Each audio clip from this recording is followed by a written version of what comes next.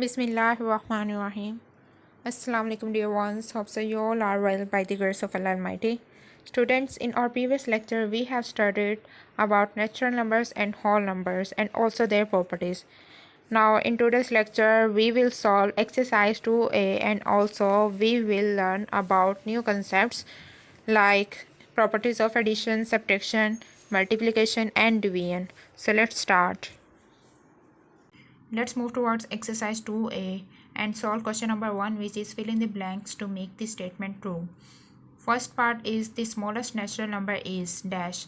As we know that the smallest natural number is 1 because these natural numbers are started from 1, 2, 3 and so on. Part number 2 is the smallest whole number is dash.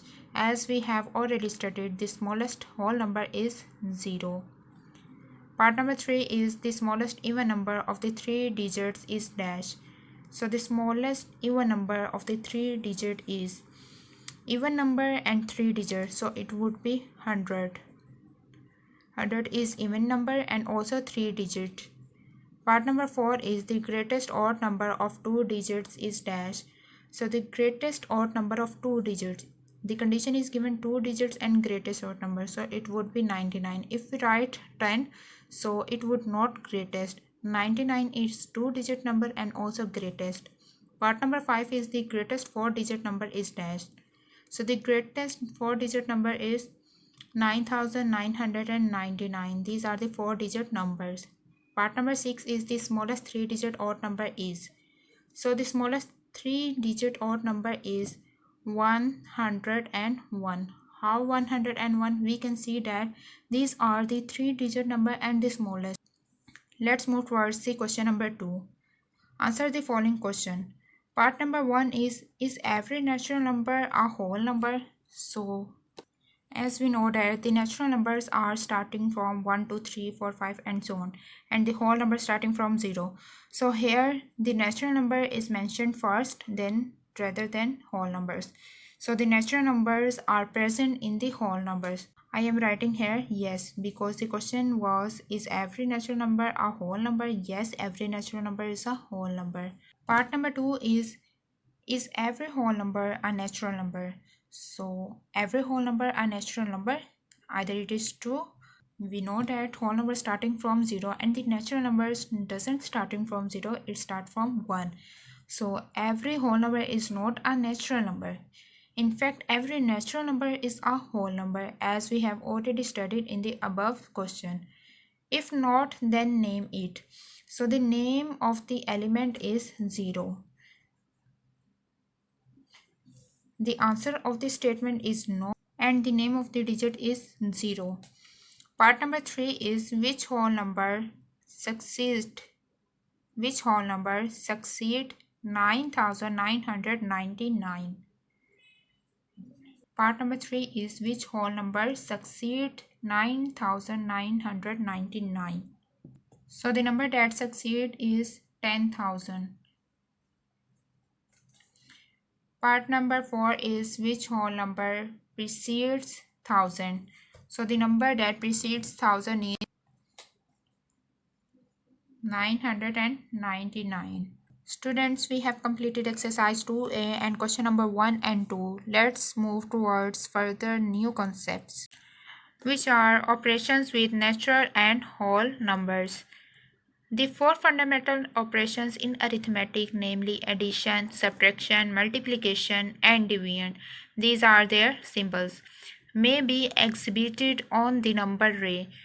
First of all, the addition is represented on the number ray and the question is 4 plus 5.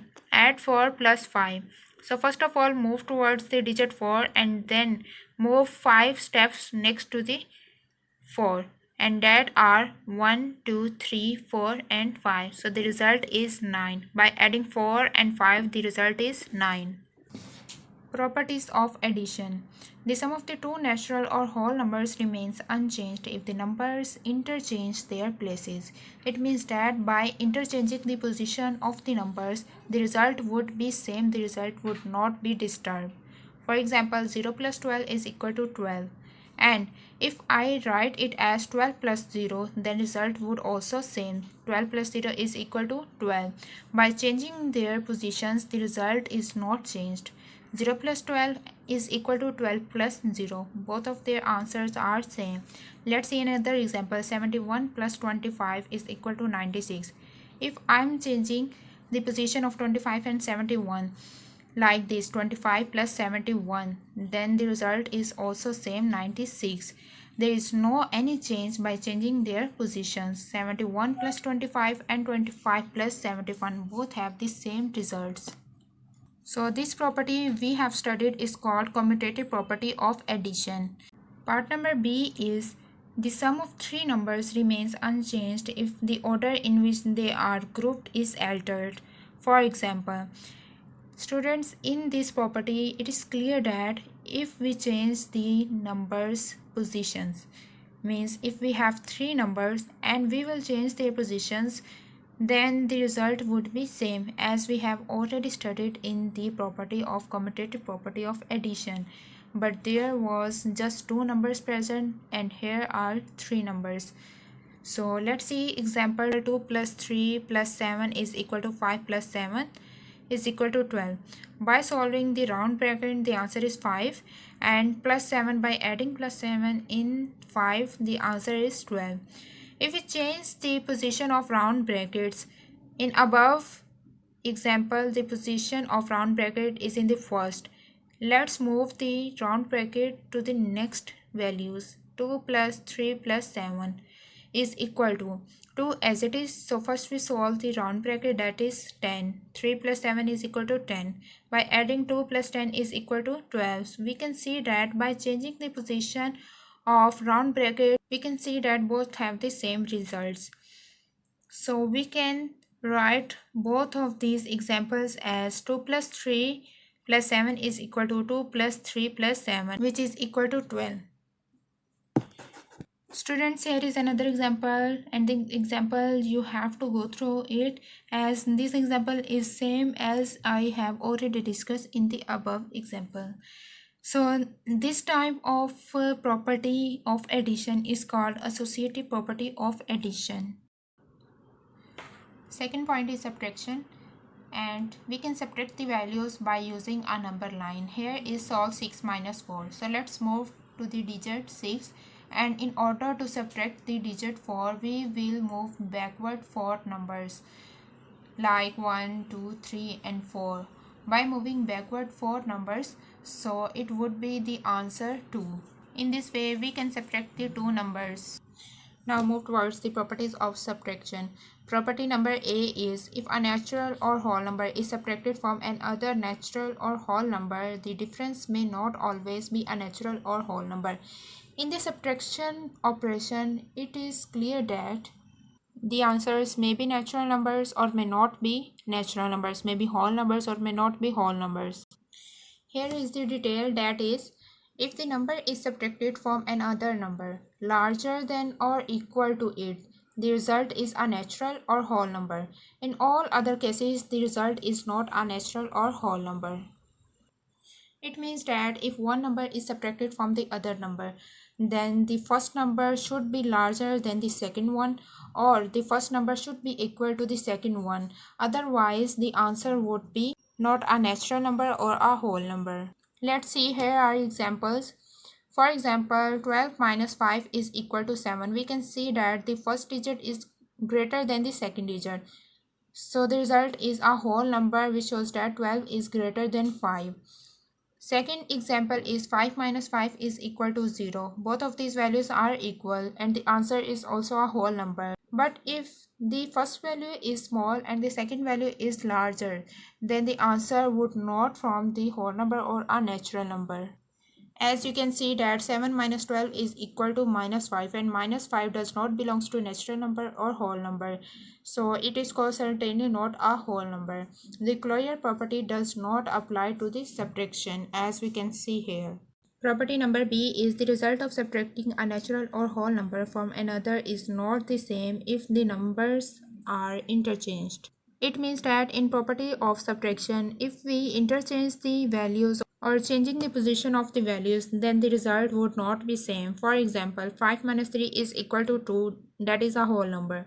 And then if we change the position of both these values, like this, 3 minus 5 is equal to dash, so it would be minus 2. 3 minus 5 is equal to minus 2. This shows that both of these answers are not equal, certainly not a whole number, and we also know minus 2 is not a whole number. It means that the subtraction of values shows that the commutative property does not apply to subtraction. We can combine here, see that 5 minus 3 does not equals to 3 minus 5. Next, move towards the property number C. The result of subtracting three natural or whole numbers grouped differently will not give the same result. Let's see that associative property of subtraction, either we can apply to the numbers or not. As here is mentioned that by subtracting three values or by changing their positions, the answer would not be same. Let's see, here is an example. 7 minus 5 minus 2 may be solved into two ways. In the first method, 7 minus 5 minus 2 is equal to 7 as it is, and we will solve first the round bracket 5 minus 2, that is 3. Then 7 minus 3 is equal to 4.